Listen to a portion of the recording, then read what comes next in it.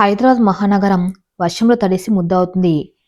కానీ జూబ్లీహిల్స్లోని ఆ బ్రహ్మాండమైన బంగ్లాలోని అద్దాల కిటికీ పక్క నించున్న విక్రమ్ కళ్ళలో మాత్రం అగ్నిపర్వతం బద్దలవుతున్నంత ఆవేశం ఉంది. చేతిలోని విస్కీ గ్లాసును ఎంత గట్టిగా పట్టుకున్నాడంటే అతని వేళ్లు తెల్లబడిపోయాయి. బయట పడుతున్న పిడుగుల శబ్దం కన్నా అతని గుండెల్లో రగులుతున్న పగ శబ్దం ఎక్కువగా ఉంది. గోడకు తగిలించి ఉన్న ఫోటో వైపు చూశాడు విక్రమ్. అది రఘునాథ్ ఫోటో. నగరంలో పేరు మోసిన బిజినెస్ మ్యాన్, ఎందరో అనాథలకు దేవుడు అని పిలిపించుకుని పెద్ద మనిషి. కాని విక్రమ్కు మాత్రం అతను ఒక హంతకుడు, ఒక నమ్మక ద్రోహి. 15 ఏళ్ళు, సరిగ్గా 15 ఏళ్ళు పట్టింది రఘునాథ్ నీ సామ్రాజ్యాన్ని కూల్చటానికి కాదు, నీ నమ్మకాన్ని గెలిచి నీ గుండెల్లో గుణపం దింపటానికి నీ సిద్ధమయ్యాను అనుకున్నాడు విక్రమ్. అతని గతం అతన్ని వెంటాడింది. ఒకప్పుడు తన తండ్రి రఘునాథ్ ప్రాణ స్నేహితులు, వ్యాపారంలో భాగస్వాములు. కానీ డబ్బు మీద ఆశతో రఘునాథ్ చేసిన కుట్ర వల్ల విక్రమ్ కుటుంబం రోడ్న పడింది. అవమానంతో తండ్రి ఆత్మహత్య చేసుకున్నాడు. అనారోగ్యంతో తల్లి మరణించింది. అనాథగా మిగిలిన విక్రమ్ కసిని మాత్రమే ఊపిరిగా పీల్చుకొని ఈ స్థాయికి ఎదిగాడు. ఇప్పుడు అతని ఏకైక లక్ష్యం రఘునాథ్ పతనం. అది కేవలం ఆర్థికంగా కాదు, మానసికంగా కూడా అతన్ని చంపాలి. దానికి ఏకైక మార్గం అనుష, రఘునాథ్ కూతురు, అతని ప్రాణం. మరుసటి రోజు ఉదయం, నాన్న ఈరోజు నా పుట్టినరోజు అని మర్చిపోయారాం అంటూ మెట్ల మీద నుంచి గలగల పారే గోదావరిలా కిందికి దిగి వచ్చింది అనుష. తెల్లటి చుడిదార్లో, ముఖం నిండా అమాయకత్వం, కల్మషం లేని నవ్వుతో ఆమెను చూస్తే ఎవరైనా ఇట్టే కరిగిపోతారు. ఆమె ప్రపంచం చాలా చిన్నది. అందులో ఆమె నాన్న, ఆమె పెంచుకున్న మొక్కలు, ఆమె నడిపే అనాథాశ్రమం అంతే. బయట ప్రపంచంలోని క్రూరత్వం ఆమెకు తెలియదు. రఘునాథ్ నవ్వుతూ, మర్చిపోతానా తల్లి, నా ప్రాణానికి పుట్టినరోజు అంటే నాకు పండగ కదా అంటూ ఆమెను దగ్గరికి తీసుకున్నాడు. నాన్న, నా గిఫ్ట్స్ వద్దు, ఈరోజు మన ఆశ్రమంలో పిల్లలకు కొత్త బట్టలు ఇద్దాం అంది అనుష. రఘునాథ్ కళ్ళల్లో ఆనందం నిండింది. నీ ఇష్టం తల్లి, నువ్వేది కోరుకుంటే అది. కాని వారికి తెలీదు, వారి సంతోషాన్ని దూరం నుంచి ఓ గ్రద్దలా గమనిస్తున్నాడని విక్రమ్. అతనొక ప్లాన్ వేసి ఉంచాడు. అది ఎంత పకడ్బందీగా ఉందంటే అందులోంచి తప్పించుకోవటం అసాధ్యం. ఆ రోజు సాయంత్రం అనుష సిటీ శివర్లో ఉన్న తన అనాశ్రమం నుంచి కారులో ఇంటికి తిరిగి వస్తుంది. దారి నిర్మానుష్యంగా ఉంది. అకస్మాత్తుగా ఆమె కారు టైర్ పేలిపోయింది. డ్రైవర్ కిందికి దిగి చూస్తూ ఉండగా పక్కనున్న పొదల్లోంచి 4 ఆగంతకులు వచ్చారు. ముఖాలకు మాస్కులు ఉన్నాయి. ఎవర్రా మీరు? డ్రైవర్ అరుస్తూ ఉండగానే అతన్ని కొట్టి పక్కన పడేశారు. అనుష భయంతో కారులోని వణికిపోతుంది. రౌడీలు కారద్దాలు పగలగొట్టడానికి ప్రయత్నిస్తున్నారు. దిగవే కిందికి, ఈరోజు నీ అబ్బ సొమ్ము, నీ అందం మావే అంటూ అసభ్యంగా అరుస్తున్నారు. అనుష కళ్ళు మూసుకుని తన తండ్రిని తలుచుకుంది. ఇంకేం చేయలేక గట్టిగా ఏడవటం మొదలుపెట్టింది. సరిగ్గా అదే సమయానికి చీకటిని చీల్చుకుంటూ ఒక నల్లని ఎస్యూవీ వేగంగా వచ్చి అక్కడ ఆగింది. అందులో నుంచి దిగాడు విక్రమ్. కాదు, ఇప్పుడు అతని విక్రమ్ కాదు, రిషి. అతని ఎంట్రీ ఎంత స్టైలిష్గా ఉందంటే గాలికి కూడా స్తంభించినట్లు అనిపించింది. రౌడీలు అతని వైపు తిరిగారు. ఎవరా నువ్వు? మా దారికి అడ్డొస్తే చస్తావు అన్నాడు ఒక రౌడీ. రిషి సమాధానం చెప్పలేదు. అతని మౌనమే పెద్ద హెచ్చరిక. మరుక్షణం అక్కడ జరిగింది యుద్ధం కాదు, వేట. రిషి చేతిలో ఆ రౌడీలు చిత్తు చిత్తుగా దెబ్బతిన్నారు. ఇది ముందే ప్లాన్ చేసిన డ్రామానే అయినా విక్రమ్ నటనలో మాత్రం జీవం ఉంది. చివరి రౌడీ పారిపోయాక రిషి మెల్లగా అనుష కారు వైపు నడిచాడు. అద్దం దించి చూసిన అనుషకు కారు హెడ్లైట్ల వెలుతురులో రిషి ఒక దేవుళ్ళ కనిపించాడు. మీకేం కాలేదు కదా అడిగారు రిషి, గొంతులో సానుభూతి నటిస్తూ. అనుష ఇంకా వణుకుతూనే ఉంది. థ్యాంక్స్ అండి, మీరు లేకపోతే పర్లేదు రండి, నేను మిమ్మల్ని డ్రాప్ చేస్తాను. ఈ ప్లేస్ సేఫ్ కాదు అన్న రిషి. అనుషకు మరో దారి లేదు. అతని కారు ఎక్కింది. ఆ ప్రయాణంలో ఆమె అతని గురించి అడిగింది. నా పేరు రిషి. నేను యుఎస్ నుంచి వచ్చాను. ఇక్కడ బిజినెస్ స్టార్ట్ చేయాలని ప్లాన్ చేస్తున్నాను అని అబద్ధం చెప్పాడు విక్రమ్. అనుష తన గురించి, తన తండ్రి గొప్పతనం గురించి అమాయకంగా చెబుతూనే ఉంది. ఆమె ప్రతి మాట విక్రమ్ గుండెల్లో అసహనాన్ని పెంచుతున్నాయి. మీ నాన్న గొప్పోడు కాదు, ఒక రాక్షసుడు అని అరవాలనిపించింది. కాన్ తన లక్ష్యం కోసం మౌనంగా భరించాడు. రఘునాథ్ ఇంటి గేట్లు తెరుచుకున్నాయి. అనుషను సురక్షితంగా ఇంటికి చేర్చినందుకు రఘునాథ్ పరుగున వచ్చాడు. విషయం తెలుసుకుని రిషి చేతులు పట్టుకుని ఏడ్చేశాడు. బాబూ, నువ్వు నా కూతుర్ని కాపాడలేదు, నా ప్రాణాన్ని నిలబెట్టావు. నీ రుణం ఎలా తీర్చుకోగలను అన్న రఘునాథ్. రిషి మనసులో నవ్వుకున్నాడు. నీ రుణం తీర్చుకోవడానికి కాదు రఘునాథ్, వడ్డీతో సహా వసూలు చేయడానికి వచ్చాను అని అనుకున్నాడు. పైకి మాత్రం వినయంగా, అయ్యో పెద్దవారు అలా అనకండి, అది నా బాధ అన్నాడు. రఘునాథ్ అతన్ని విడిచిపెట్టలేదు. నువ్వు ఈ ఊరికి కొత్త అన్నావు, హోటల్లో ఉండొద్దు, ఈ ఇల్లు చాలా పెద్దది, నా కూతుర్ని కాపాడిన వాడివి, మా కుటుంబ సభ్యుడివి, నువ్విక్కడే మా గెస్ట్ హౌస్లో ఉండాలి అని పట్టుబట్టాడు. విక్రమ్ అనుకున్నదే. ప్లాన్లో మొదటి అడుగు విజయవంతమైంది. అతను కొంచెం మొహమాట పడుతున్నట్టు నటించి చివరికి ఒప్పుకున్నాడు. గడిచిన 2 వారాల్లో రిషి రఘునాథ్ ఇంట్లో ఒక మనిషి అయిపోయాడు. రఘునాథ్ వ్యాపారంలో కూడా సలహాలిస్తూ అతనికి మరింత దగ్గరయ్యాడు. విక్రమ్ తెలివితేటలు చూసి రఘునాథ్ ముచ్చటపడ్డాడు. మరోవైపు అనుష రిషి పట్ల ఆకర్షితురాలవుతుంది. అతను మాట్లాడే తీరు, అతని గాంభీర్యం, అప్పుడప్పుడు అతను చూపించే కేరింగ్ ఆమెను కట్టిపడేశాయి. ఒకరోజు సాయంత్రం గార్డెన్లో విక్రమ్ ల్యాప్టాప్లో ఏదో పని చేసుకుంటూ ఉన్నాడు. అనుష కాఫీ తీసుకుని వచ్చింది. రిషి గారు, కాఫీ అంది నవ్వుతూ. విక్రమ్ తల ఎత్తి చూశాడు. ఆ వెన్నెల వెలుతురులో ఆమె నిజంగా అందంగా ఉంది. క్షణకాలం పాటు విక్రమ్ ఆమె అందానికి మైమర్చిపోయాడు. వెంటనే తేరుకొని తనలోని రాక్షసుణ్ణి నిద్రలేపాడు. మోసపోకు విక్రమ్, ఈ అందం వెనుక ఉన్నది నీ శత్రువు రక్తం అని హెచ్చరించుకున్నాడు. థ్యాంక్స్ అనుష అని క్లుప్తంగా చెప్పాడు. మీరెప్పుడూ సీరియస్గా ఉంటారు, ఒక్కసారి కూడా మనస్ఫూర్తిగా నవ్వరెందుకు అని అడిగింది అనుష చనువుగా. జీవితం అందరికీ నవ్వునివ్వదు అనుష. కొందరికి బాధ్యతలను, మరి కొందరికి లక్ష్యాల్ని ఇస్తుంది అన్నాడు విక్రమ్ గాంభీర్యంగా. ఆ మాటల్లోని లోతు అనుషకు అర్థం కాలేదు, కానీ అతనిలో ఏదో తెలియని బాధ ఉందని గ్రహించింది. ఆ మనసులో అతనిపై ప్రేమతో పాటు జాలి కూడా కలిగింది. ఆమెకు తెలియదు ఆ జాలి ఆమె పాలిట శాపం కాబోతుందని. విక్రమ్ ఆ ఇంట్లో చేరినప్పటి నుండి రఘునాథ్ కంపెనీ సీక్రెట్స్, పాస్వర్డ్స్ దొంగలించడం మొదలుపెట్టాడు. ఒక రాత్రి అందరు పడుకున్నాక విక్రమ్ ఆ ఇంట్లో చేరినప్పటి నుంచి రఘునాథ్ కంపెనీ సీక్రెట్స్, పాస్వర్డ్స్ దొంగలించడం మొదలుపెట్టాడు. ఒక రాత్రి అందరు పడుకున్నాక విక్రమ్ రఘునాథ్ స్టడీ రూంలోకి చొరబడ్డాడు. బీరువా తెరిచి పాత ఫైల్స్ వెతుకుతూ ఉన్నాడు. తన తండ్రిని మోసం చేసిన ఆధారాలు దొరికితే వాటిని బయటపెట్టి రఘునాథ్ను జైలుకి పంపొచ్చు, లేదా సమాజంలో దోషిగా నిలబెట్టొచ్చు. ఫైల్స్ వెతుకుతూ ఉండగా ఒక పాత డైరీ కింద పడింది. అది రఘునాథ్ పర్సనల్ డైరీ కాదు, దానిమీద అనుష అని రాసి ఉంది. అది అనుష చిన్నప్పటి డైరీ.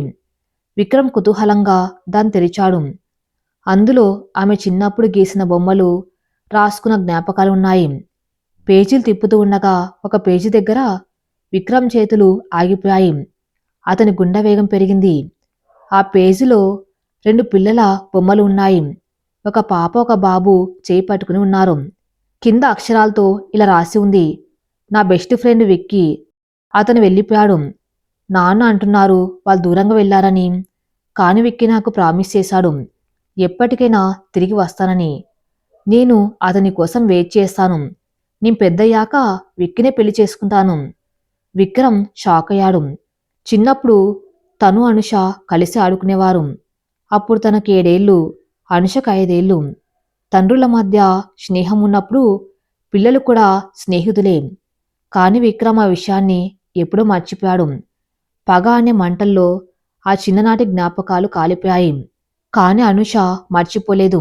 ఆమె గదిలో బెడ్ పక్కన ఉన్న టేబుల్ మీద ఎప్పుడు ఉండే ఒక పాత ఫోటో ఫ్రేమ్ గుర్తొచ్చింది విక్రమ్కు. అతను వెంటనే ఆ గదివైపు వెళ్ళాడు. అనుష గాఢ నిద్రలో ఉంది. మెల్లగా లోపలికి వెళ్ళి ఆ ఫోటో చూశాడు. అది విక్రమ్ చిన్నప్పటి ఫోటో. అంతేకాదు ఆ ఫోటో పక్కన ఒక ఎండిపోయిన గులాబ్ పువ్వు, ఒక గ్రీటింగ్ కార్డు ఉన్నాయి. కార్డు మీద హ్యాపీ బర్త్డే విక్కీ అని రాసి ఉంది. డేట్ చూస్తే అది నిన్నటి తేదీ. నిన్న విక్రమ్ అసలు పుట్టినరోజు. విక్రమ్ కాళ్ళ కింద భూమి కంపించినట్లయింది. తను ఎవరినైతే సర్వనాశనం చేయాలనుకుంటున్నాడో ఆ అమ్మాయి గత 15 ఏళ్లుగా తను ప్రేమిస్తుంది. తను చనిపోయాడని లేదా దూరమయ్యాడని తెలిసినా తన జ్ఞాపకాలను పదిలపరుచుకుంది. తన ఇంటికి వచ్చింది పగ తీర్చుకోవడానికి. కాని అనుష తను చూస్తుంది ఒక శత్రువులా కాదు, తను ఎప్పటికైనా తిరిగి వస్తాడని ఎదురు చూస్తున్న ప్రియుల్లా. ఇప్పుడు విక్రమ్ పరిస్థితి ఆగమగోచరంగా మారింది. ఒక పక్క తన తల్లిదండ్రుల మరణానికి కారణమైన రఘునాథం, మరో పక్క తన్ని దేవునిలా ఆరాధిస్తున్నాం శత్రువు కూతురు అనుష. నేను రిషిగా ఆమెను మోసం చేస్తున్నాను. కాని ఆమె ప్రేమిస్తున్న విక్కిని నేనే అని తెలిస్తే? అనుష తను ప్రేమిస్తుంది రిషిని కాదు, అసలైన విక్రమ్ని. ఈ నిజం తెలిసాక విక్రమ్ కలల్లో పగతో పాటు మొదటిసారిగా భయం కూడా కనిపించింది. ఆ సమయంలో అనుష నిద్రలోనే కలవరిస్తుంది. విక్కీ అని పిలిచింది. విక్రమ్ ఉలిక్కిపడ్డాడు. అతను గదిలోంచి బయటికి వచ్చి గోడకు జారగిలబడ్డాడు. ఇది కేవలం పగ కాదు, ఇదొక విషవలయం.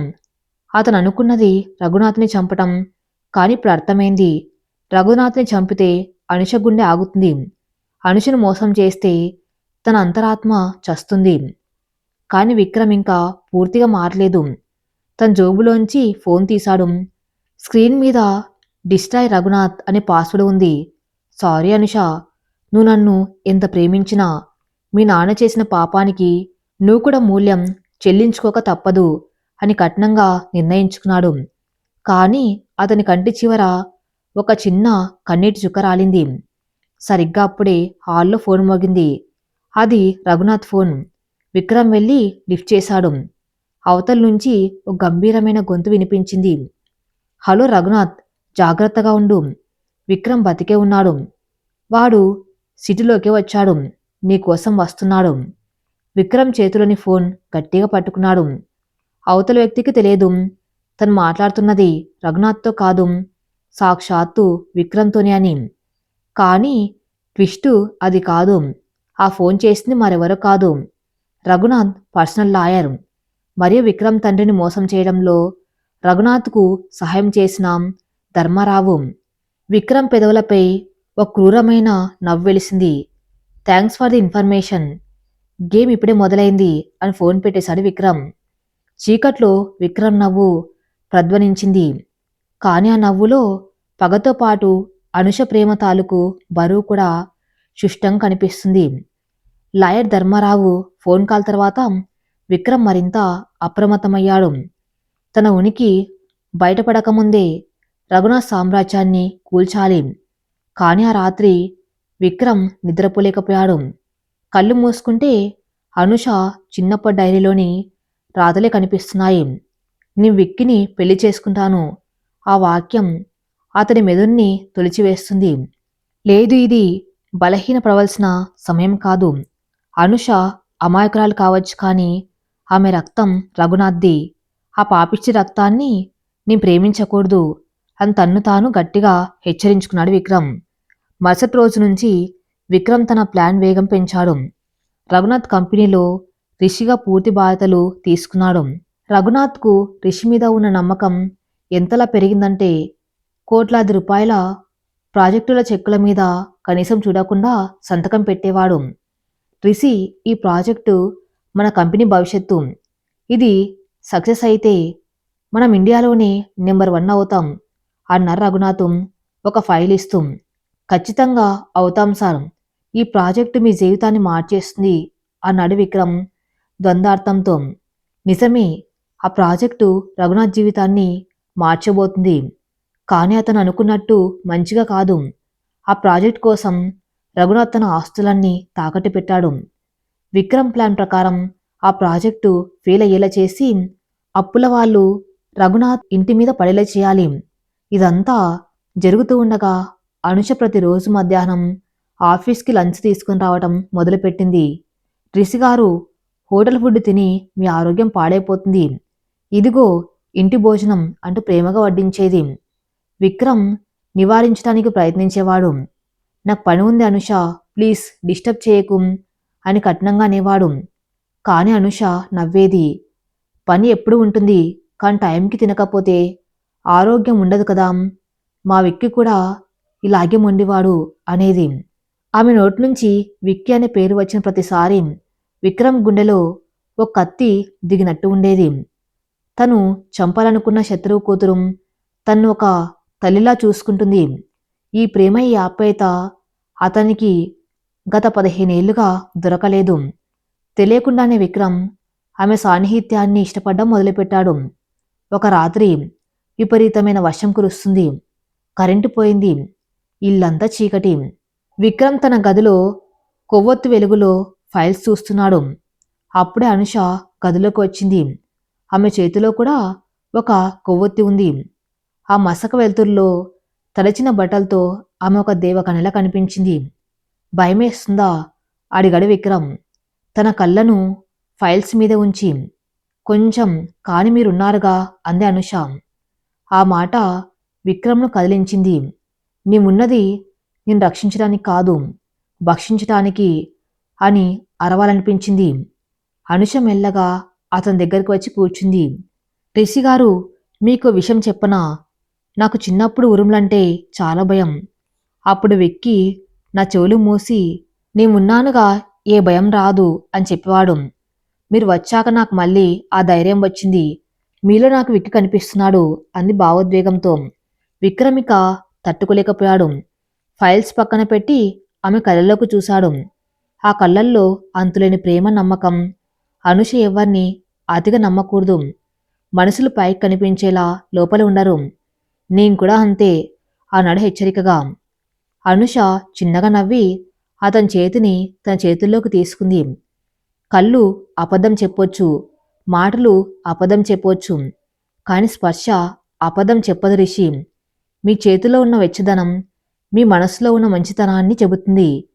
మీరెంత దాచుకున్నా మీలో ఒక మంచి మనసి ఉన్నాడు అని అంది. ఆ స్పర్శ విక్రమ్ శరీరంలో విద్యుత్ ప్రవాహంలా పాకింది. అతని కఠినమైన మనసు కరిగి నీరైపోయింది. ఆమెను గట్టిగా హత్తుకోవాలనిపించింది. నేనే విక్కిని అని చెప్పాలనిపించింది. కానీ అతని గతం అతన్ని వెనక్కి లాగింది. అతను చటుక్కున చేయి వెనక్కి తీసుకున్నాడు. నువ్వెళ్ళు అనుష, నాకు నిద్ర వస్తుంది అని ముఖం తిప్పుకున్నాడు. అనుష వెళ్ళిపోయింది. కానీ విక్రమ్ మనసులో మాత్రం ప్రేమ తుఫాను మొదలైంది. ఆ సంఘటన తర్వాత విక్రమ్లో మార్పు సుష్టంగా కనిపించింది. అతను రఘునాథ్ని నాశనం చేసే ప్లాన్స్ వేస్తున్నప్పుడు అతని చేతులు వణికేవి. నేనేం చేస్తున్నాను? రఘునాథ్ తప్పు చేశాడు నిజమే, కానీ అనుష ఏ పాపం చేసింది? వాళ్ళ నాన్న రోడ్డున పడితే ఆమె తట్టుకోగలదా? నేను ఆమెని ప్రేమిస్తున్నానా? అద్దంలో తన్ను తాను ప్రశ్నించుకున్నాడు. లేదు విక్రమ్, ప్రేమ అనేది ఒక బలహీనత. నీ అమ్మనాన్నల చావు కారణం రఘునాథం. ఆ పగ ముందు ఈ ప్రేమ ఎంత? అనుష కన్నీళ్లు నీకనవసరం అని తనలోని ప్రతీకారకాంక్ష గర్జించింది. కాని అతనిలోని విక్కి మాత్రం అనుష కన్నీళ్లు తుడవలసింది నువ్వే, ఆమె నీ ప్రాణం అని వాదించాడు. ఈ మానసిక సంఘర్షణ మధ్య విక్రమ్ ఒక నిర్ణయానికి రాలేక సతమతమవుతున్నాడు. సరిగ్గా అప్పుడే అనుష పుట్టినరోజు వచ్చింది. రఘునాథ్ తన కూతురి పుట్టినరోజును ఘనంగా నిర్వహించడానికి ఏర్పాట్లు చేశాడు. సిటీలోని ప్రముఖులందరూ వచ్చారు. విక్రమ్ కూడా ఓ ఖరీదైన సూట్ వేసుకుని పార్టీలో ఉన్నాడు. పార్టీలో అనుష అందరి దృష్టిని ఆకర్షిస్తుంది. కానీ ఆమె చూపులు మాత్రం రిషి కోసమే వెతుకుతున్నాయి. కేక్ కట్ చేసే సమయం వచ్చింది. అనుష కేక్ కట్ చేసి మొదటి ముక్క రఘునాథ్కి తినిపించింది. రెండో ముక్క తీసుకుని రిషి దగ్గరకు వచ్చింది. అందరూ ఆశ్చర్యంగా చూస్తున్నారు. రిషి నా లైఫ్లోకి వచ్చినందుకు థ్యాంక్స్. ఈరోజు నేను చాలా హ్యాపీగా ఉన్నానంటే కారణం నువ్వే అంది అందరి ముందు. విక్రమ్ ఆ కేక్ తింటూ ఆమె కళ్ళల్లోకి చూశాడు. ఆ క్షణం అతనికి అర్థమైంది. తాను అనుషను పిచ్చిగా ప్రేమిస్తున్నాడు. ఆమె లేకుండా తను బతకలేడు. పార్టీ మధ్యలో లాయర్ ధర్మారావు రఘునాథ్ దగ్గరకు వచ్చాడు. అతని ముఖం ఆందోళనగా ఉంది. రఘునాథ్ గారు అర్జెంటుగా మాట్లాడాలి అని పక్కకు తీసుకెళ్లాడు. విక్రమ్ గమనించాడు. అతను చాటుగా వారి మాటలు వినడానికి వెళ్ళాడు. రఘునాథ్ గారు, ఆ విక్రమ్ గాడు చనిపోలేదని నా డౌట్ కన్ఫర్మ్ అయింది. అంతేకాదు, వాడు మన కంపెనీ చుట్టూనే తిరుగుతున్నాడు. మన అకౌంట్స్లో కొన్ని తేడాలు వస్తున్నాయి అన్నాడు ధర్మారావు. రఘునాథ్ షాక్ అయ్యాడు. ఏంటి? మరిన్ని రోజులు నాకెందుకు చెప్పలేదు? ఇప్పుడే తెలిసింది సార్. ఎవరో మన ఇంటర్నల్ డేటాను హ్యాక్ చేస్తున్నారు. అది బయట వాళ్ళు కాదు, మన ఆఫీస్లోనే ఎవరో చేస్తున్నారు అన్నాడు ధర్మారావు. విక్రమ్ గుండె వేగంగా కొట్టుకుంటుంది. తన ప్లాన్ చివరి దశకు వచ్చింది. ఇప్పుడు దొరికిపోతే అంత నాశనం అవుతుంది. కానీ రఘునాథ్ నవ్వాడు. ధర్మారావు, నువ్వు మరీ ఎక్కువ ఆలోచిస్తున్నావు. నా దగ్గర రిసి ఉన్నాడు. వాడు ఉండగా నా కంపెనీకి ఏం కాదు. వాడి మీద నాకు నా ప్రాణం కన్నా ఎక్కువ నమ్మకం ఉంది. ఆ మాట విక్రమ్ని మరోసారి పొడిచింది. శత్రు తన్ను ఇంతలా నమ్మటం అతనికి మింగుడు పడలేదు. ఆ రాత్రి పాట అయిపోయాక విక్రమ్ తన గదికి వెళ్ళలేదు. నేరుగా సర్వర్ రూమ్కి వెళ్ళాడు. ఇదే సరైన సమయం. ధర్మారావుకు పూర్తి ఆధారాలు దొరక్కముందే రఘునాథ్ ఆస్తులన్నీ డమ్మీ కంపెనీల పేరు మీదకు బదిలీ చేయాలి. ఒక్క క్లిక్ అంతే రఘునాథ్ బిచ్చగడవుతాడు. విక్రమ్ కీబోర్డు మీద పేర్లు ఉంచాడు. స్క్రీన్ మీద ట్రాన్స్ఫర్ ఆల్ ఫండ్స్ అన్న ఆప్షన్ బ్లింక్ అవుతుంది. అతని కళ్ళ ముందు అనుష నవ్వు మెదిలింది. వద్దు, అనుష తట్టుకోలేదు అని వెనక్కి తగ్గాడు. కాని వెంటనే తన తల్లిదండ్రుల ఆత్మహత్య గుర్తొచ్చింది. తన తండ్రి శవం, ఆ అవమానం, ఆకలి అన్నీ గుర్తొచ్చాయి. క్షమించు అనుష, ప్రేమ కన్నా పగ గొప్పది అని గట్టిగా అనుకొని ఎంటర్ బటన్ నొక్కాడు. ట్రాన్సాక్షన్ సక్సెస్ఫుల్ అని మెసేజ్ వచ్చింది. రఘునాథ్ సామ్రాజ్యం కూలిపోయింది. అది కేవలం కొన్ని గంటల సమయం మాత్రమే. రేపు ఉదయం బ్యాంకులు తెరుచుకునేసరికి రఘునాథ్ దగ్గర చిల్లి గవ ఉండదు. పైగా 1000 కోట్ల అప్పులు, ఫ్రాడ్ కేసులు అతని మెడకు చుట్టుకుంటాయి. పని పూర్తి చేసి విక్రమ్ బయటకు వచ్చాడు. మనసులో ఏదో తెలియని బరువు. గెలిచానన్న ఆనందం లేదు, ఓడిపోయాను అన్న బాధ ఉంది. గార్డెన్లో అనుష ఒంటరిగా కూర్చుని ఉంది. వెన్నెల ఆ మీద పడుతుంది. విక్రమ్ ఆమె దగ్గరకు వెళ్ళాడు. ఇంకా పడుకోలేదా అడిగాడు. అనుష లేచి నిలబడింది. మీకోసమే చూస్తున్నాను రిషి అని అంది. ఎందుకు? ఈరోజు నా పుట్టినరోజు కదా, అందరూ గిఫ్ట్స్ ఇచ్చారు, కాని మీరివ్వలేదు అంది చిన్నపిల్ల అలుగుతూ. విక్రమ్ చేతులు జోబులు పెట్టుకున్నాడు. నేనేమి ఇవ్వగలను అనుష, నా దగ్గర ఏముంది? నిజానికి ఆమె ఆస్తి అంతా ఇప్పుడు అతని గుప్పట్లోనే ఉంది. నాకు ఖరీదైన గిఫ్ట్స్ వద్దు రిషి, నాకు కావాల్సింది ఒకటే నిజం అంది అనుష. విక్రమ్ ఉలిక్కిపడ్డాడు. నిజమా? ఏం నిజం? అనుష అతని కళ్ళల్లోకి సూటిగా చూసింది. మీరెందుకు ఇంత బాధగా ఉంటారు? మీ కళ్ళల్లో ఎప్పుడు ఏదో దాస్తున్నారు. అదేంటో నాకు చెప్పండి. మీ బాధను నేను పంచుకుంటాను. విక్రమ్ మౌనంగా ఉండిపోయాడు. ఆమె ప్రేమ స్వచ్ఛత ముందు అతను నిలబడలేకపోతున్నాడు.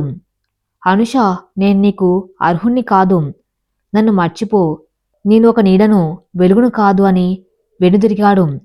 అనుష పరుగున వచ్చి అతని వెనక నుంచి గట్టిగా హత్తుకుంది.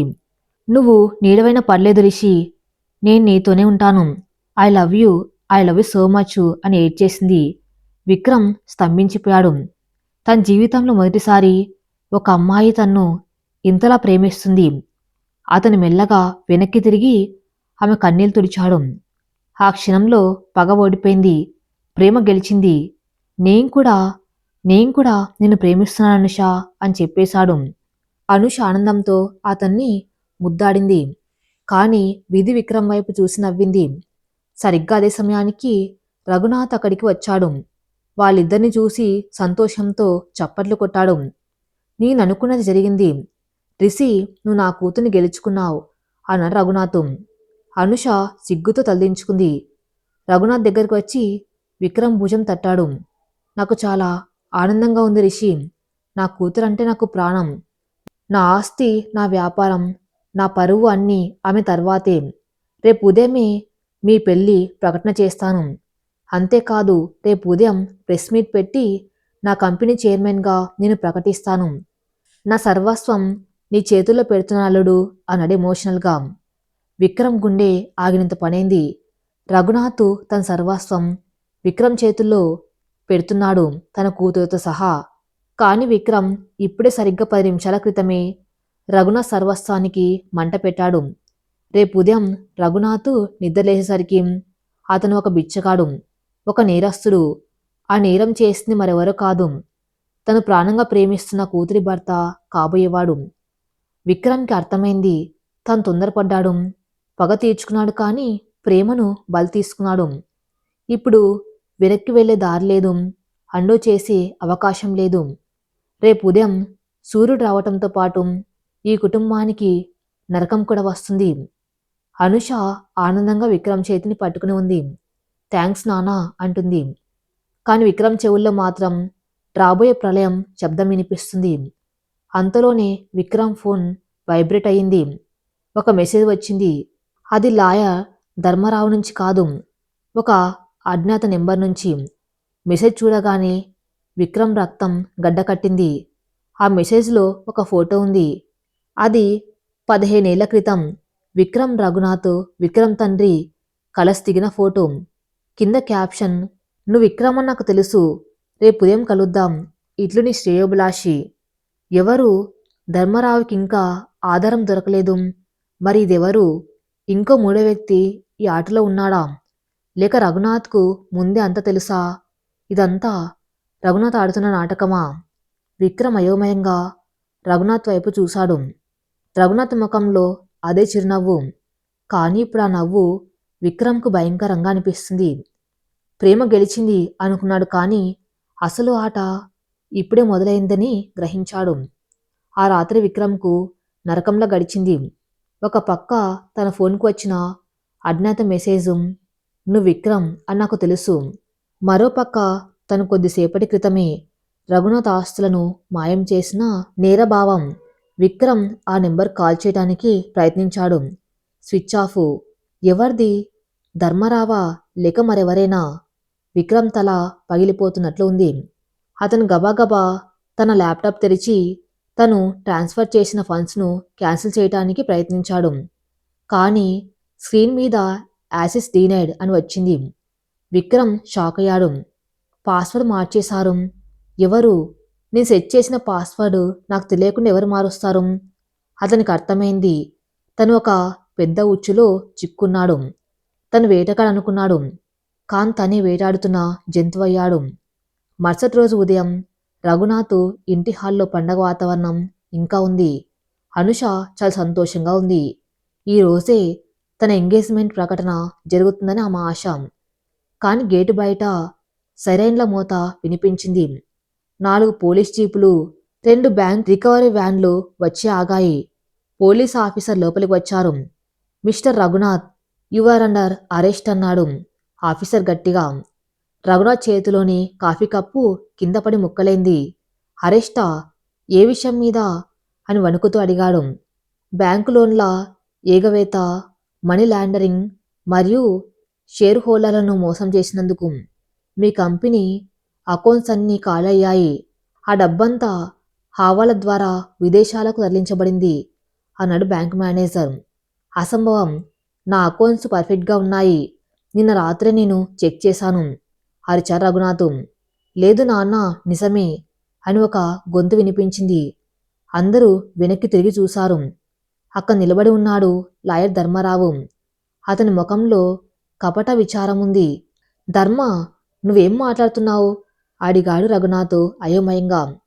ధర్మారావు ముందుకు వచ్చి దొంగ ఏడుపు నటిస్తూ, క్షమించండి రఘునాథ్ గారు, మన కంపెనీని నాశనం చేసింది బయట వాళ్ళు కాదు, మన ఇంట్లో ఉన్నవారే పాముకు పాలు పోసి పెంచారు అంటూ వేళ్లు నేరుగా విక్రమ్ వైపు చూపించాడు. అనుష గుండె ఆగినంత పనైంది. రిషి, మీరేం మాట్లాడుతున్నారు అంకుల్? ధర్మారావు తన బ్యాంకులోంచి కొన్ని కాగితాలు తీశాడు. ఇదిగో సాక్ష్యం. నిన్న రాత్రి రఘునాథ్ గారి అకౌంట్స్ నుంచి వేల కోట్లు ట్రాన్స్ఫర్ అయింది ఈ రిషి ల్యాప్టాప్ నుంచే. అంతేకాదు, అసలు వీడి పేరు రిషి కాదు, వీడు మన శత్రువు. ధర్మారావు జోబులోంచి ఒక పాత ఫోటో తీసి అనుష చేతిలో పెట్టాడు. అది విక్రమ్ చిన్నప్పటి ఫోటో. వెనుక రాసి ఉంది, విక్రమ్ సన్ ఆఫ్ సూర్యనారాయణ. హాలంతా నిశ్శబ్దం. అనుష ఆ ఫోటోను విక్రమ్ను మార్చి చూసింది. ఆమె కళ్ళల్లో ఆనందం ఆవిరై భయం, అనుమానం నిండాయి. రిషి, చెప్పు, ఇది అబద్ధమని చెప్పు అని ప్రాధేయపడింది అనుష. విక్రమ్ మౌనంగా తలదించుకున్నాడు. ఆ మౌనమే పెద్ద సమాధానం. రఘునాథ్ కోపంతో ఊగిపోతూ విక్రమ్ కలర్ పట్టుకున్నాడు. ఎవర్రా నువ్వు? ఎందుకు చేశావు ఈ పని? విక్రమ్ నెమ్మదిగా తల ఎత్తాడు. అతని కళ్ళల్లో ఇప్పుడు పగలేదు, కేవలం నిస్సహాయత ఉంది. నేను విక్రమ్ని, సూర్యనారాయణ కొడుకుని. 15 ఏళ్ల క్రితం నువ్వెవరినైతే మోసం చేసి చంపావో వాడి కొడుకుని. నా కుటుంబ నాశనానికి ప్రతీకారం తీర్చుకోవడానికి వచ్చాను. అవును, నీ డబ్బు మొత్తం మాయం చేసింది నేనే. విక్రమ్ నోటి నుంచి వచ్చిన ఆ మాటలు బాంబుల్లా పేలాయి. రఘునాథ్ గుండె పట్టుకుని సోఫాలో కుప్పగూలిపోయాడు. కాని అనుష, ఆమె శిలలా మారిపోయింది. అంటే నువ్వు విక్కివా అని అడిగింది చాలా నెమ్మదిగా. అవును అనుష, నేనే విక్కిని అన్నాడు విక్రమ్ ఆమె వైపు అడుగు వేస్తూ. కానీ నన్ను నమ్ము, నా ప్లాన్ వేరు. నేను నిన్ను నిజంగా. ఆగు, అరిచింది అనుష. ఆ అరుపులో ఎంత బాధ ఉందంటే అక్కడున్న వాళ్ళందరూ చలించిపోయారు. ప్రేమ అనే పదాన్ని ఉచ్చరించే అర్హత నీకు లేదు విక్రమ్. నేను నిన్ను దేవుళ్లా చూశాను. నా చిన్ననాటి స్నేహితుడు తిరిగి వచ్చానని సంబరపడ్డాను. కాను నువ్వు వచ్చింది ప్రేమను పంచడానికి కాదు, విషం చిమ్మటానికి. అనుష, విను, మీ నాన్న చేసిన తప్పుకు విక్రమ్ సర్ది చెప్పబోయాడు. మా నాన్న ఏం చేశారో నాకు అనవసరం. కానీ నువ్వేం చేశావు? నన్ను వాడుకున్నావు. నా నమ్మకాన్ని, నా ప్రేమను ఒక ఆయుధంగా మార్చుకుని మా కుటుంబాన్ని పొడిచావు. నీ ప్రతీకారం కోసం నా జీవితాన్ని బలి ఇచ్చావు. చీ, నీ ముఖం చూడాలంటేనే అసహ్యంగా ఉంది అని ఏడ్చేసింది అనుష. పోలీసులు విక్రమ్ వైపు వచ్చారు. Mister Vikram, you are under arrest for cyber crime and fraud. Vikram ప్రతిఘటించలేదు. అతను అనుష వైపు చూస్తూనే ఉన్నాడు. ఆమె కళ్ళల్లో కనిపించిన ద్వేషం అతన్ని చంపేస్తుంది. పోలీసులు అతన్ని తీసుకెళ్తూ ఉండగా రఘునాథ్ స్పృహ తప్పి పడిపోయాడు. అనుష, నాన్న అని అరుస్తూ పరిగెత్తింది. విక్రమ్ను జీప్ ఎక్కిస్తూ ఉండగా ఆ ఇంటి గేట్లు మూసుకున్నాయి. ప్రేమకు అతనికి మధ్య శాశ్వతమైన అడ్డుగోడలా. 2 రోజులు గడిచాయి. విక్రమ్ జైల్లో ఉన్నాడు. అతని మీద నాన్ బెయిలబుల్ కేసులు పడ్డాయి. కాని విక్రమ్కు అవేవీ పట్టడం లేదు. అనుష కన్నీళ్లే అతన్ని వెంటాడుతున్నాయి. నేను గెలిచానా, ఓడానా? రఘునాథ్ సర్వనాశనమయ్యాడు. నా పగ తీరింది. కాని నా మనస్సు ఎందుకు ఇంతలా రగిలిపోతుంది? అప్పుడు ఒక విజిటర్ వచ్చాడు. అది ధర్మరావు. విక్రమ్ కోపంగా ఊచల దగ్గరకు వచ్చాడు. ధర్మ, ఆ డబ్బు ఎక్కడికి పోయింది? నా అకౌంట్కి రాలేదు. ఆ మెసేజ్ పెట్టింది నువ్వే కదా అని గర్జించాడు విక్రమ్. ధర్మారావు వికృతంగా నవ్వాడు. అవును విక్రమ్, నువ్వు చాలా తెలివైన వాడివి అనుకున్నావు. కానీ ఈ ఆటలో నువ్వు కేవలం ఒక పాము మాత్రమే. అసలు ఆటగాన్ని నేను. విక్రమ్ అయోమయంగా చూశాడు. ధర్మారావు కొనసాగించాడు. నీకు ఒక చిన్న కథ చెప్పాలి విక్రమ్. 15 ఏళ్ల క్రితం మీ నాన్న సూర్యనారాయణను మోసం చేసింది రఘునాథ్ కాదు, నేను. విక్రమ్కు ఊపిరాగినంత పనైంది. ఏంటి? అవును, అప్పుడు రఘునాథం సూర్యనారాయణ ప్రాణ స్నేహితులు. కంపెనీలో ఫ్రాడ్ చేసి ఆ నింద రఘునాథ్ మీద వేయాలని ప్లాన్ చేశాను. కానీ మీ నాన్నకు నా కుట్ర తెలిసింది. అందుకే మీ నాన్న సంతకాలను ఫోర్జరీ చేసి మొత్తం నేరం ఆయన మీద పడేలా చేశాను. ఆ అవమానం తట్టుకోలేక మీ నాన్న చనిపోయాడు. రఘునాథ్ పాపం తన స్నేహితుడు తన్ను మోసం చేశారని నమ్మి ఇన్నాళ్ళు కుమిలిపోయాడు. ధర్మారావు మాటలు వింటుంటే విక్రమ్ మెదడు పేలిపోతున్నట్లు ఉంది. అంటే రఘునాథు నిర్దోష, 100కి 100 పాళ్ళు. పాపం రఘునాథు తన స్నేహితుడి కొడుకు అని తెలిస్తే నిన్ను నెత్తిన పెట్టుకునేవాడు. కాని నువ్వు ఏం చేశావు? ఏ తప్పు చేయని మనిషిని నీ స్వహస్తాలతో నాశనం చేశావు. అప్పుడు మీ నాన్నని చంపాను. ఇప్పుడు నీ ద్వారా రఘునాథ్ని చంపాను. 2 కుటుంబాల ఆస్తి ఇప్పుడు నా సొంతం. ధర్మారావు నవ్వుతూ, నిన్న నువ్వు నొక్కిన బటన్ డబ్బును నీ అకౌంట్కు కాదు, నా సీక్రెట్ అకౌంట్కు మళ్లించింది. థ్యాంక్స్ విక్రమ్, నా పని నువ్వు చేసి పెట్టావు. ఇప్పుడు నువ్వు జైల్లో చిప్పకూడు తింటూ ఉంటే నేను స్విట్జర్లాండ్లో ఎంజాయ్ చేస్తాను అని చెప్పి వెళ్ళిపోయాడు. విక్రమ్ జైలు గదిలో ఒంటరిగా మిగిలిపోయాడు. అతని గట్టిగా అరవాలనిపించింది. గోడలకు తల బాదుకోవాలనిపించింది. నేనేం చేశాను దేవుడా, నేనేం చేశాను? తన జీవితమంతా ఒక అబద్ధం మీద బతకాలి. తన తండ్రిని మోసం చేసింది రఘునాథ్ కాదు. కాని తను మాత్రం రఘునాథ్ను, ఆ అమాయక అనుషను తన చేతులతో చంపేశాడు. అనుష ప్రేమను కాల్దన్నుకున్నాడు. ఒక రాక్షసుల్లా ప్రవర్తించాడు. అప్పుడు రఘునాథ్ హాస్పిటల్లో చావు బతుకుల మధ్య ఉన్నాడు. అనుష అనాథగా రోడ్డున పడింది. ఇదంతా తన వల్లే. విక్రమ్ కళ్ళలోంచి రక్తం లాంటి కన్నీరు వచ్చింది. లేదు, ఇలా జరగకూడదు. నేను చేసిన తప్పును నేనే సర్దిద్దాలి. ధర్మరావును వదలకూడదు. అనుష కాళ్ళ మీద పన్నా సరే క్షమాపణ అడగాలి. రఘునాథ్ను బతికించుకోవాలి. కాని ఎలా? తను జైల్లో ఉన్నాడు. బయట అతనికి ఎవ్వరు సరిగ్గా అప్పుడే ఒక కానిస్టేబుల్ వచ్చాడు. విక్రమ్, నీకు బెయిల్ వచ్చింది. విక్రమ్ ఆశ్చర్యపోయాడు. నాకా? ఎవరిచ్చారు? తెలీదు. ఎవరో అజ్ఞాత వ్యక్తి పెద్ద లాయర్ను పెట్టి బెయిల్ ఇప్పించారు. బయట కారు వెయిట్ చేస్తుంది. విక్రమ్ బయటకు వచ్చాడు. ఒక కారు ఆగింది. అద్దం దించుకుని ఒక వ్యక్తి చూశాడు. అతను రఘునాథ్ పాత డ్రైవర్ మరియు నమ్మకస్తుడైన సీతారామయ్య. రండి బాబు, ఎక్కండి అన్నాడు సీతారామయ్య. సీతారామయ్య, నువ్వా? అవును బాబు, నాకు తెలుసు మీ చెడ్డవారు కాదని. మీ నాన్నగారు సూర్యనారాయణ గారు ఎంత మంచివారు నాకు తెలుసు. రఘునాథ్ గారికి ధర్మరావు మీద ఎప్పటినుంచో అనుమానం ఉంది, కానీ సాక్ష్యం లేదు. ఇప్పుడు మీరు మాత్రమే ఆయన్ని అనుషని కాపాడగలరు. విక్రమ్ కారు ఎక్కాడు. అతని కళ్ళల్లో ఇప్పుడు పగలేదు, ఒక సంకల్పం ఉంది. సీతారామయ్య, హాస్పిటల్కి పోనివ్వు. ముందు నేను అనుషని కలవాలి. వద్దు బాబు, అనుషగారు మిమ్మల్ని చూస్తే చంపేస్తారు. ఇప్పుడు ఆమె పరిస్థితి బాగులేదు.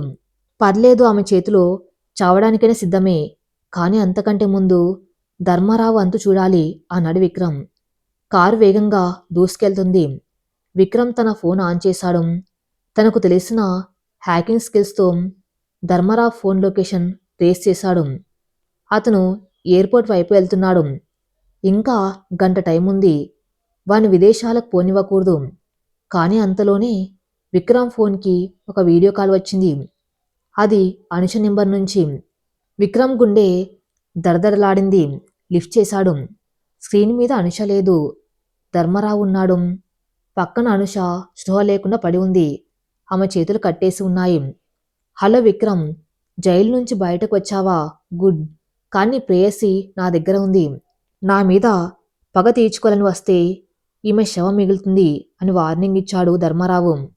విక్రమ్ రక్తం మరిగిపోయింది. ధర్మ, ఆమెను ఒక్క దెబ్బ కొట్టినా నేను ముక్కలు ముక్కలుగా నరుకుతా అని అరిచాడు. అయితే రా, పాత ఫ్యాక్టరీకి రా, ఇక్కడ తేల్చుకుందాం, నువ్వా నేనా అని కాల్ చేశాడు ధర్మారావు. విక్రమ్ సీతారామయ్య వైపు చూశాడు. ఎయిర్పోర్ట్ కాదు, ఓల్డ్ సిమెంట్ ఫ్యాక్టరీకి పోనివ్వు. యుద్ధం మొదలైంది. ఇక పగ కోసం కాదు, ప్రాయచిత్తం కోసం. పాత సిమెంట్ ఫ్యాక్టరీ చుట్టూ తుప్పట్న యంత్రాలు, నిశ్శబ్దాన్ని చీల్చే గాలి శబ్దం. విక్రమ్ కారు బ్రేకులు వేగంగా పడ్డాయి. దుమ్ము లేచింది. కారు దిగిన విక్రమ్ ముఖంలో భయం లేదు, కేవలం తెగింపు ఉంది. ఇది అతని ప్రాణాన్ని కాపాడుకోవడానికి చేసే యుద్ధం కాదు, తన ఆత్మను శుద్ధి చేసుకోవడానికి చేసే యజ్ఞం. ధర్మ, బయటకు రామ్. విక్రమ్ అరుపు ఫ్యాక్టరీ గోడలకు ప్రధ్వనించింది. నీడలోంచి చప్పట్లు కొడుతూ బయటికి వచ్చాడు ధర్మారావు. అతని పక్కన ఇద్దరు రౌడీలు ఉన్నారు. వెనుక ఒక స్తంభానికి కట్టేసి ఉన్న అనుష కనిపించింది. ఆమె నోటికి ప్లాస్టర్ వేసి ఉంది. కళ్ళల్లో భయం, అయోమయం సుష్టంగా ఉన్నాయి. విక్రమ్ను చూడగానే ఆమె కళ్ళల్లో నీళ్లు తిరిగాయి. కానీ అవి ప్రేమతో వచ్చినవి కాదు, అతని వల్ల కలిగిన నష్టాలకు సాక్షులు. వచ్చావా విక్రమ్, సమయానికి వచ్చావు అన్నాడు ధర్మారావు వికృతంగా నవ్వుతూ. ఆమెను వదిలేయి, నీ గొడవ నాతో, నా ఆస్తి మొత్తం నీకే రాసిస్తాను, పాస్వర్డ్స్ ఇస్తాను అన్నాడు విక్రమ్. అనుష వైపు చూడకుండా అతను ఆమె కళ్ళలోకి చూసే ధైర్యం చేయలేకపోతున్నాడు. ఆస్తి ఎలాగూ నాదే విక్రమ్, కానీ నువ్వు బతికి ఉంటే నాకెప్పుడు ప్రమాదమే. అందుకే ఇద్దరిని ఇక్కడే సమాధి చేస్తాను. ఆత్మహత్య చేసుకున్నారని లోకానికి చెబుతాను. ప్రేమికులు కలిసి చనిపోయారని కథ అల్లుతాను అన్నాడు ధర్మారావు. అనుష కళ్ళు పెద్దవి చేసింది. ధర్మారావు ఇంత క్రూరుడని ఆమె ఊహించలేదు. విక్రమ్ నెమ్మదిగా ముందుకు అడుగులు వేశాడు. చంపే ధర్మ, నన్ను చంపే, నేను దానికి అర్హుణ్ణి. నా తండ్రి లాంటి రఘునాథ్ అంకుల్ని అవమానించి నా చేతులతో నా జీవితాన్ని నాశనం చేసుకున్నాను. కానీ ఒక్క నిజం చెప్పు, అనుష వినాలి. ధర్మారావు అహంకారంతో నవ్వాడు. ఏం నిజం? నేను 15 ఏళ్ల క్రితం మీ నాన్న సంతకాలు పోచరీ చేసి కంపెనీ డబ్బులు దొబ్బేసి ఆ నేరం మీ నాన్న మీద, రఘునాథ్ మీద నెట్టేశానని చెప్పాలా? అవును అనుష, విను. మీ నాన్న దేవుడు. ఆ విక్రమ్ గారి నాన్న కూడా మంచోడే. ఆ మధ్యలో పుట్టిన శని నేను. ఆనాడు మీ నాన్నలను విడదీసింది నేనే. ఈనాడు మిమ్మల్ని చంపేది నేనే. అనుష షాక్ అయింది. అంటే తన తండ్రి నిర్దోషి, విక్రమ్ తండ్రి కూడా నిర్దోషి. విక్రమ్ చేసింది మోసం కాదు, అపార్థం చేసుకున్నాం ఒక కొడుకు ఆవేదన. అతను ప్రతీకారం కోసం వచ్చాడు నిజమే, కానీ దానికి కారణం ధర్మారావు ఆడిన నాటకం. ఆమె విక్రమ్ వైపు చూసింది. విక్రమ్ తలదించుకుని ఉన్నాడు. అతని మౌనంలో పశ్చాత్తాపం స్పష్టంగా కనిపిస్తుంది. ఇక చాలు, చావటానికి సిద్ధమవ్వండి అంటూ ధర్మారావు సైగ చేశాడు. రౌడీలు విక్రమ్ మీదకు దూకారు. విక్రమ్ మొదట ప్రతిఘటించలేదు. వాళ్ళు కొడుతూ ఉంటే భరించాడు. ప్రతి దెబ్బకు తన పాపాలకు శిక్షగా భావించాడు. రక్తం కారుతున్నా సరే అనుష వైపు చూస్తూ నిలబడ్డాడు. కొట్టండ్రా, ఇంకా గట్టిగా కొట్టండి. నేను చేసిన పనికి ఈ దెబ్బలు చాలవు అని అరిచాడు విక్రమ్. అనుష ఆ దృశ్యాన్ని చూడలేకపోయింది. ఆమె కళ్ళల్లోంచి కన్నీరు ప్రవాహంలో వస్తుంది. ఆ మనసులో విక్రమ్ మీద ఉన్న ద్వేషం కరిగిపోతుంది.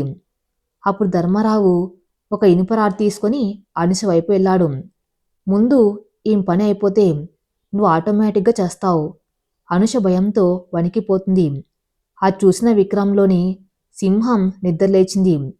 ధర్మ అని గట్టిగా అరుస్తూ తన్ను పట్టుకున్న రౌడీలను విసరగొట్టాడు. గాల్లో ఎగిరి ధర్మరావు చేతిలోని రాడ్ను తన్నాడు.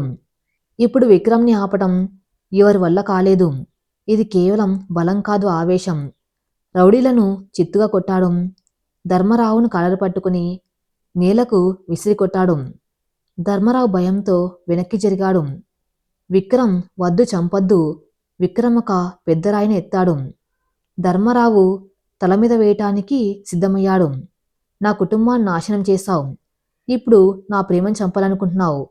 నువ్వు బతకడానికి వీల్లేదు అని అరిచాడు. విక్కి, వద్దు. అనుష గొంతు వినిపించింది. ఆమె తన కాళ్లతో తాను ఎలాగోలా వదులు చేసుకుని నోటి ప్లాస్టర్ తీసేసుకుని అరిచింది. విక్కి, నువ్వు హంతకుడివి కాదు. మా నాన్న, మీ నాన్న నీతిగా బతికారు. నువ్వు కూడా అలాగే బతకాలి. వాడి రక్తం నీ చేతులకు అంటుకోకూడదు. ప్లీజ్ విక్కీ. ఆ పిలుపు విక్రమ్ను ఆపేసింది.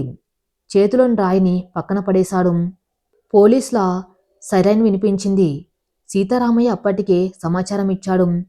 పోలీసులు వచ్చి ధర్మారావును అరెస్ట్ చేశారు. అతను చేసిన నేరాల చిట్టి రికార్డ్ చేసిన విక్రమ్ ఫోన్ సాక్ష్యంగా మారింది. ధర్మారావు అరెస్ట్ అయ్యాడు. అనుష సురక్షితంగా ఉంది. విక్రమ్ మెల్లగా అనుష దగ్గరకు వచ్చాడు. ఆమె కట్లు విప్పాడు. అనుష ఏడుస్తూనే ఉంది. విక్రమ్ ఆమెను ఓదార్చలేదు. అతనికి ఆ అర్హత లేదని భావించాడు. అనుష, నన్ను క్షమించు అని అడగను. ఎందుకంటే నేను చేసింది క్షమించరాని తప్పు. మీ నాన్నను జైలు పాలు చేశాను. నేను ఏడిపించాను.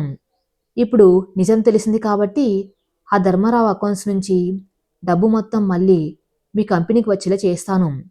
మీ నాన్న రేపటికల్లా నిర్దోషిగా బయటకు వస్తారు అని చెప్పాడు. అనుష ఏం మాట్లాడలేదు. మౌనంగా చూస్తూ ఉండిపోయింది. నేను వెళ్తున్నాను అనుష. ఈ ఊరు వదిలి, ఈ జ్ఞాపకాలను వదిలి చాలా దూరం వెళ్తున్నాను. మళ్ళీ ఎప్పుడూ నీకు కనిపించను. విక్కీ చనిపోయాడనుకో. విక్రమ్ వెనుదిరిగి నడవటం మొదలుపెట్టాడు.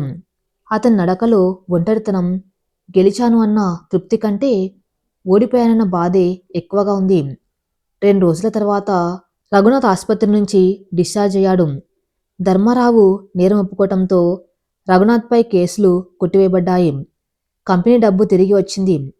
రఘునాథ్ బెడ్ మీద కూర్చునుండగా సీతారామయ్య అన్ని విషయాలు చెప్పాడు. విక్రమ్ ఎలా కాపాడాడో, ఎలా పశ్చాత్తాపడ్డాడో వివరించాడు. రఘునాథ్ కళ్ళల్లో నీళ్లు వచ్చాయి. వాడు సూర్యనారాయణ కొడుకు. రక్తం ఎక్కడికి పోతుంది? వాడు చెడ్డవాడు కాదు. పరిస్థితుల ప్రభావం అంతే. అనుష వాడెక్కడున్నాడు అని అడిగాడు. అనుష కిటికీ దగ్గర నించొని బయటకు చూస్తుంది. తెలీదు నాన్న, ఆ రోజు ఫ్యాక్టరీ నుంచి వెళ్ళిపోయాడు. Phone switch off. ఇల్లు ఖాళీ చేసి వెళ్ళిపోయాడు. పిచ్చిదానా, వాడు వెళ్ళిపోతూ ఉంటే చూస్తూ ఊరుకున్నావా? వాడు చేసింది మన కోసం కాకపోయినా వాడి తండ్రి కోసం. వాడి స్థానంలో నేనున్నా అదే చేసేవాణ్ణి. వాడి ప్రేమ నిజం తల్లి. వెంటనే కూతురుకు వాడిని తీసుకురా అని ఆజ్ఞాపించారు రఘునాథం. అనుషకు విక్రమ్ ఎక్కడికి వెళ్తాడో అర్థమైంది. చిన్నప్పుడు విక్రమ్ ఎప్పుడు చెప్పేవాడు, నాకు బాధేస్తే మా ఊరి పాత ఇంటికి వెళ్ళిపోతాను అని. ఆ ఊరికి వెళ్ళే ట్రైను ఇంకో గంటలో ఉంది. అనుష, సీతారామయ్య కారులో రైల్వే స్టేషన్కు బయలుదేరారు. Traffic jam. వర్షం మొదలైంది. ఇంకా వేగంగా పోనీయండి అంకుల్ అరిచింది అనుష. ఆ మనసులో ఒకటే ఆలోచన, విక్కిని వదులుకోకూడదు. అతను రాక్షసుడు కాదు, పసిపిల్లాడు. గాయపడిన పసిపిల్లాడు. స్టేషన్ చేరుకున్నారు. అనుష ప్లాట్ఫారం మీద పరుగు తీసింది. రైలు కదులుతుంది. ప్రతి కిటికీలో వెతికింది. చివరగా జనరల్ బోగి డోర్ దగ్గర విక్రమ్ నించుని ఉన్నాడు. వర్షంలో తడుస్తూ శూన్యంలోకి చూస్తున్నాడు. విక్కీ! అనుష అరుపు రైలు శబ్దాన్ని దాటి అతనికి వినిపించింది. విక్రమ్ ఉలిక్కి పడి చూశాడు. అనుష రైలు వెంట పరిగెడుతుంది. వద్దు అనుష, వెళ్ళిపో అని సైగ చేశాడు విక్రమ్. నన్ను వదిలి వెళ్ళకు విక్కీ, నువ్వు లేకపోతే నేను చచ్చిపోతాను అని ఏడుస్తూ పరిగెత్తుంది. రైలు వేగం పెరుగుతుంది. అనుష ఆయాసపడుతుంది. కాలు జారి కింద పడబోయింది. విక్రమ్ గుండె ఆగినంత పనైంది. అతను మారు ఆలోచించకుండా కదులుతున్న రైలు నుంచి కిందకు దూకాడు. నేల మీద దొర్లుకుంటూ వెళ్ళి లేచి అనుష దగ్గరకు పరిగెత్తాడు. కింద పడిపోబోతున్న ఆమెను గట్టిగా పట్టుకున్నాడు. వర్షం హోర్న కురుస్తుంది. ఇద్దరు తడిసి ముద్దయ్యారు. అనుష అతన్ని గట్టిగా హత్తుకుని బావురుమని ఏడ్చింది. ఎందుకు వెళ్తున్నావు? నన్ను వదిలేసి ఎలా వెళ్తావు అని గుండెలు బాదుకుంది. నీ పాపిని అనుష. మీ నాన్ను అనుమానించాను. నీ నమ్మకాన్ని వాడుకున్నాను. నేను నీకు సరిపోను అన్నాడు విక్రమ్ కన్నీళ్లతో. అనుష అతని ముఖాన్ని తన చేతుల్లోకి తీసుకుంది. మనుషులు తప్పు చేస్తారు విక్కీ, కాని వాటిని సరిదిద్దుకునేవాడి గొప్పవాడు. నువ్వు నిజం తెలుసుకున్నావు. నీ ప్రాణాన్ని పణంగా పెట్టి నన్ను కాపాడావు. మా నాన్న నన్ను క్షమించేశారు. నేను నిన్ను ఎప్పుడో క్షమించేశాను. నాకు రిషి వద్దు. నా చిన్ననాటి విక్కీ కావాలి. నువ్వొస్తావా? విక్రమ్ ఆమె కళ్ళలోకి చూశాడు. అక్కడ అతనికి తన ప్రతిబింబం కనిపించింది. అది ద్వేషంతో రగిలిపోయే విక్రమ్ కాదు, ప్రేమను పొందిన విక్రమ్. వస్తాననుష, ఈ జన్మంతా నీ తోడుగా ఉంటాను. ఏ కష్టం రానియను అని మాట ఇచ్చాడు. అనుష నవ్వింది. ఆ వర్షంలో ఆ నవ్వు ఒక ఇంద్రధనస్సులా అనిపించింది. విక్రమ్ ఆమెను దగ్గరికి తీసుకున్నాడు. 1 సంవత్సరం తర్వాత అదే జూబ్లీహిల్స్ ఇల్లు. ఇప్పుడు అక్కడ అంధకారం లేదు, దీపాల వెలుగులు ఉన్నాయి. రఘునాథ్ నవ్వుతూ అతిథులను ఆహ్వానిస్తున్నాడు. విక్రమ్, అనుష మెట్ల మీద నుంచి దిగుతున్నారు. విక్రమ్ చేతిలో ఒక చిన్న పాప ఉంది. విక్రమ్ రఘునాథ్ దగ్గరికి వెళ్ళి, మామయ్య, ఈ ప్రాజెక్టు సక్సెస్ అయింది అని చెప్పాడు. రఘునాథ్ సంతోషంతో, అంతా నీ గణతేర అల్లుడు, నీ తండ్రి సూర్యనారాయణ ఈరోజు ఉంటే చాలా గర్వపడేవాడు అని అన్నాడు. విక్రమ్ గోడ మీద ఉన్న తన తండ్రి ఫోటో వైపు చూశాడు. పక్కనే రఘునాథ్ ఫోటో కూడా ఉంది. 2 ఫోటోలకు పూలమాలలు వేసి ఉన్నాయి. విక్రమ్ మనసులో అనుకున్నాడు, నాన్న, నీ గెలిచాను. పగతో కాదు, ప్రేమతో గెలిచాను. అనుష వచ్చి అతని చెయ్యి పట్టుకుంది. ఏంటి ఆలోచిస్తున్నారు? ఏం లేదు. జీవితం ఎంత విచిత్రమైంది కదా. నాశనం చేయటానికి వచ్చాను. కానీ ఇప్పుడు దీని నిర్మాణంలో భాగమయ్యాను అన్నాడు విక్రమ్. ప్రేమ ఉన్న చోట వినాశనం ఉండదు విక్కీ. కేవలం మాయాజాలం ఉంటుంది అంది అనుష నవ్వుతూ. ఇద్దరూ ఒకరినొకరు చూసుకుని నవ్వుకున్నారు. ఈ కథ ఇంతటితో సమాప్తం. మరిన్ని మంచి స్టోరీస్ కోసం నా ఛానల్ని ఫాలో అవుతూ ఉండండి. Thank you for listening.